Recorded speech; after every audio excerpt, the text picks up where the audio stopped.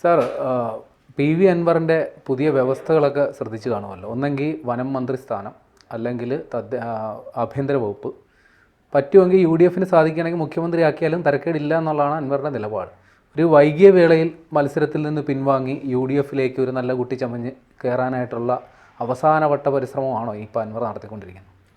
അൻവർ എന്ത് നടത്തുന്നു എന്ന് സത്യത്തിൽ അൻവറിന് പോലും അറിയില്ല എന്നാണ് നമ്മൾ ഈ കാര്യങ്ങൾ നിരീക്ഷിക്കുന്ന സമയത്ത് നമുക്ക് തോന്നുന്നത്. എനിക്ക് പലപ്പോഴും തോന്നിയിട്ടുള്ളത്, അൻവറിനെ പോലെയുള്ള ഒരാൾക്ക് എങ്ങനെ കേരള രാഷ്ട്രീയത്തിൽ സ്വാധീനം ചെലുത്താനായിട്ട് കഴിയുന്നു.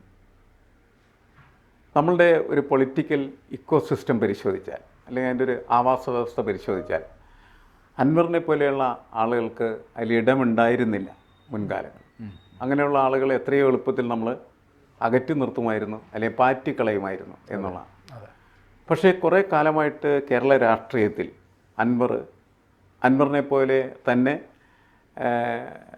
പ്രവർത്തിക്കുന്ന പല ആളുകളും, അവർക്കൊക്കെ ഈ രാഷ്ട്രീയത്തിൽ കയറി ശരിക്കും പറഞ്ഞാൽ അവർക്ക് ഇരിപ്പിടം കിട്ടുന്ന തരത്തിലേക്ക് നമ്മുടെ രാഷ്ട്രീയം മാറി. രാഷ്ട്രീയത്തിന് വന്നിരിക്കുന്ന വലിയ ഒരു പരാജയമായിട്ടാണ് ഞാനതിനെ വിലയിരുത്തുന്നത്. ഈ അടവ് നയം എന്നൊക്കെയാണ് അതിന് വിളിക്കുന്ന പേര്.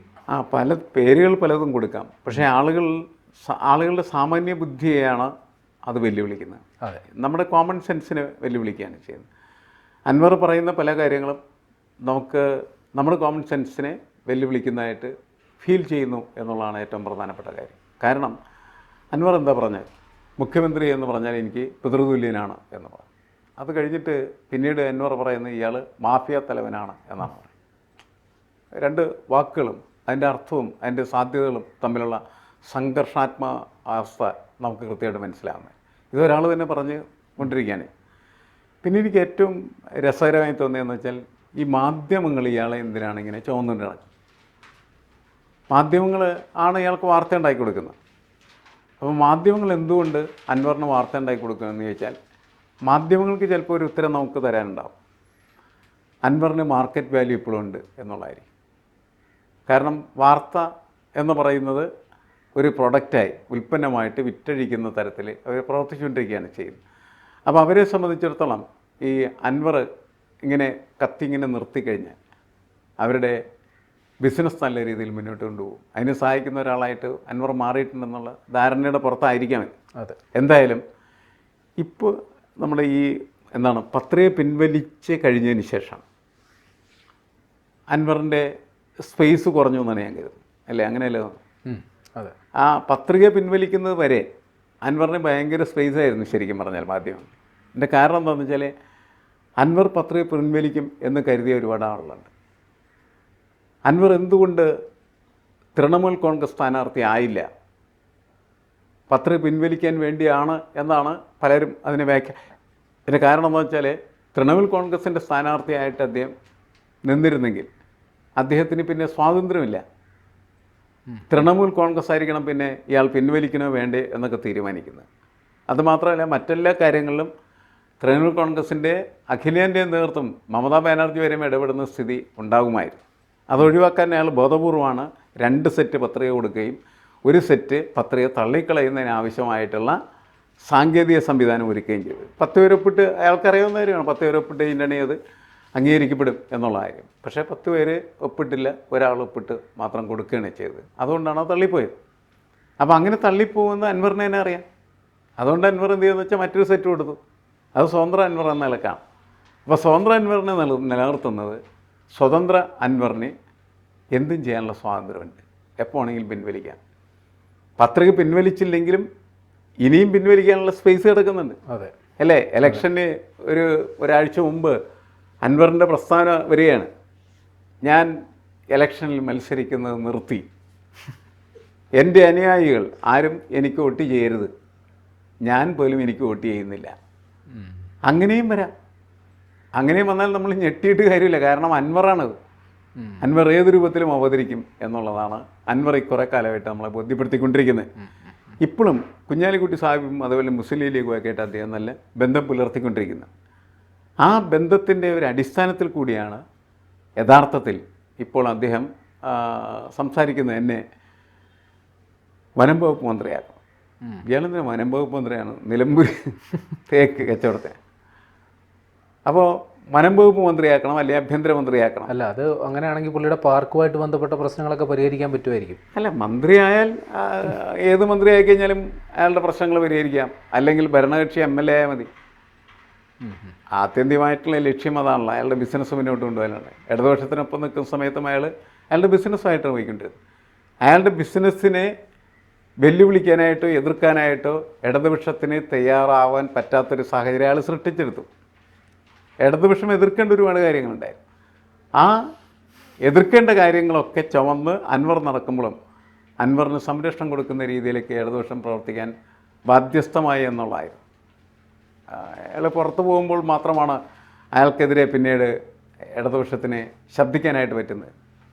അപ്പോഴും അയാൾ ഇടതുപക്ഷത്തെ വഞ്ചിച്ചു എന്ന നിലയ്ക്ക് ഇടതുപക്ഷം കാണുകയും ആ രീതിയിലാണ് അയാളെ ട്രീറ്റ് ചെയ്യുകയും ചെയ്യുന്നത്. അല്ലാണ്ട് രാഷ്ട്രീയമായിട്ട് അൻവർ ആരാണ്, അൻവർ ഉൽപ്പാദിപ്പിക്കുന്ന രാഷ്ട്രീയം എന്താണ്, ഇടതുപക്ഷ രാഷ്ട്രീയത്തിന് പറ്റിയതാണ്, അല്ലെങ്കിൽ അതിനെ എതിർക്കുക എന്ന സമീപനത്തിലേക്ക് ഒരിക്കലും ഇടതുപക്ഷം എത്തിച്ചേരുന്നില്ല എന്നുള്ളതാണ്. നമുക്കറിയാം, പാർക്കുമായിട്ട് ബന്ധപ്പെട്ട കാര്യങ്ങൾ, പരിസ്ഥിതി പ്രശ്നങ്ങൾ, ഇതിനൊക്കെ അൻവർ എന്ന് പറഞ്ഞതിനിടയിൽ ഇടതുപക്ഷ വിരുദ്ധതയുടെ ഒരു പ്രതീകമായി നിൽക്കുകയാണ് ചെയ്യുന്നത്. പക്ഷേ ഇടതുപക്ഷത്തിന് എതിർക്കാനായിട്ട് പറ്റുന്നുണ്ടായിരുന്നില്ല എന്നുള്ളതാണ്. അല്ല, ഇത് അൻവർ ഇങ്ങനെ ആവർത്തിക്കുന്നുണ്ടായിരുന്നു. എന്നിട്ട് ഈ ഒരു 8 വർഷം കാലയളവ് CPM-ന് വേണ്ടി വന്നു അൻവറിനെ തിരിച്ചറിയാൻ 8 വർഷ കാലയളവ് വേണ്ടി വന്നു എന്നുള്ളതല്ല. അൻവർ എന്താണെന്ന് CPM-നെ നന്നായിട്ട് അറിയാം. അൻവറിനെ പക്ഷേ ഒരു ഉപകരണമായിട്ട് എങ്ങനെ ഉപയോഗിക്കും, അവർക്കൊരു പോളിസിയല്ലേ ഉണ്ടായിരുന്നുള്ളൂ, നിലമ്പൂർ തോൽപ്പിക്കുക എന്നുള്ളത് UDF-നെ.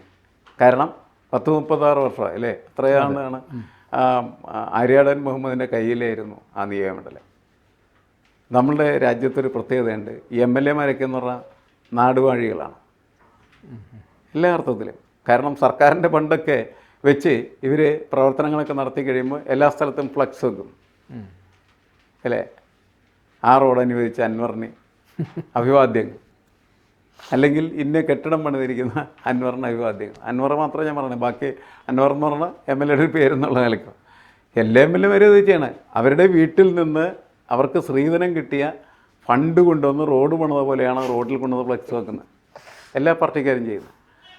ഇത് റോഡിൻ്റെ കാര്യത്തിൽ മാത്രമല്ല, പലതരത്തിലുള്ള സഹായങ്ങൾ അവർ ആളുകൾക്ക് ചെയ്തു കൊടുക്കും. സർക്കാരിൻ്റെ ഫണ്ട് ഉപയോഗിച്ചാണ് സഹായങ്ങളെല്ലാം ചെയ്തു കൊടുക്കും. എന്നിട്ട് ആ സഹായങ്ങളെല്ലാം ഇവർ വ്യക്തിപരമായി ചെയ്തതാണ് എന്ന് അവരെ ബോധ്യപ്പെടുത്തി അവരുടെ വോട്ട് ഇവരുടെ പോക്കറ്റിലേക്ക് വെക്കും. അങ്ങനെ ജയിക്കുന്ന മണ്ഡലങ്ങളിൽ സ്ഥിരമായിട്ട് ഇവർ ജയിച്ചുകൊണ്ടിരിക്കും. ഏത് പാർട്ടിക്കാരായാലും 25 വർഷം 30 വർഷം എന്നൊക്കെ പറഞ്ഞത് അവരെങ്ങനെ ജയിച്ചുകൊണ്ടിരിക്കുകയാണ് ചെയ്യുന്നത്. ഇപ്പോൾ ഇവർ നമ്മൾ വളരെ ഭരണവിരുദ്ധ വികാരം എന്നൊക്കെ പറഞ്ഞ് നിയമസഭാ തെരഞ്ഞെടുപ്പിലേക്ക് വരുമ്പോൾ ഈ നിയമസഭാ തെരഞ്ഞെടുപ്പിൽ എങ്ങനെയാണ് UDF ജയിക്കണമെന്ന് ചോദിച്ചാൽ നമുക്കതിന് ഉത്തരം കിട്ടില്ല. ഇപ്പോൾ നേരത്തെ എന്താണ് VS അച്യുതാനന്ദൻ, അദ്ദേഹത്തിൻ്റെ ആ ഭരണം അവസാനിച്ചിട്ട് മറ്റൊരു ഭരണത്തിലേക്ക് പോകാൻ കാരണം എന്തായിരുന്നു?